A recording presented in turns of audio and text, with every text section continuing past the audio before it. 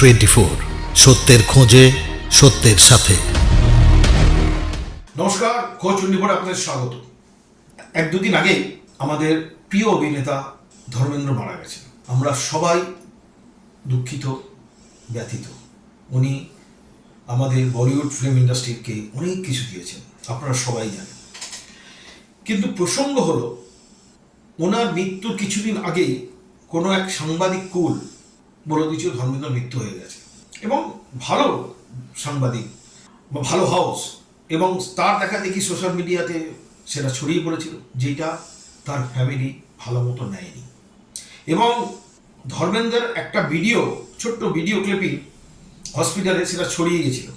সেটা নিয়ে অমিতাভ বচ্চন কিন্তু তির্যক মন্তব্য করেছে যে কী করে হসপিটালের ভিতরে এরকম একটা ঘটনা ঘটে, মানুষের মনুষ্যত্ব কি একদম নিচে চলে গেছে, চিন্তা ভাবনা বিবেক বোধ কিচ্ছু নেই।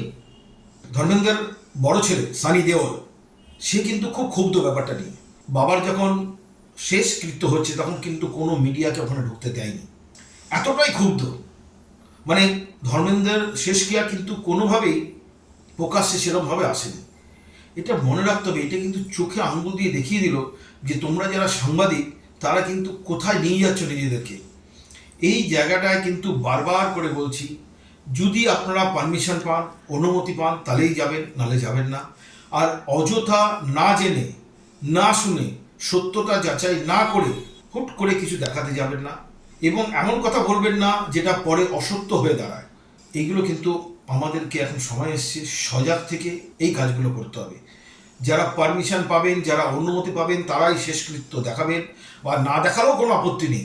তাই বলি, একটুখানি সজাগ হয়ে সাংবাদিকতা করুন, যেন আমাদের যে সাংবাদিক কুল রয়েছে, আমরা যে সাংবাদিক অ্যাসোসিয়েশন, তাদেরকে কেউ বাজে চোখে, তির্যক চোখে না দেখে। আজকে এই পর্যন্তই, আবার দেখা হবে নেক্সট এপিসোডে অন্য কোনো অনুসন্ধান নিয়ে। নমস্কার। ঘোষ 24 সত্যের খোঁজে সত্যের সাথে।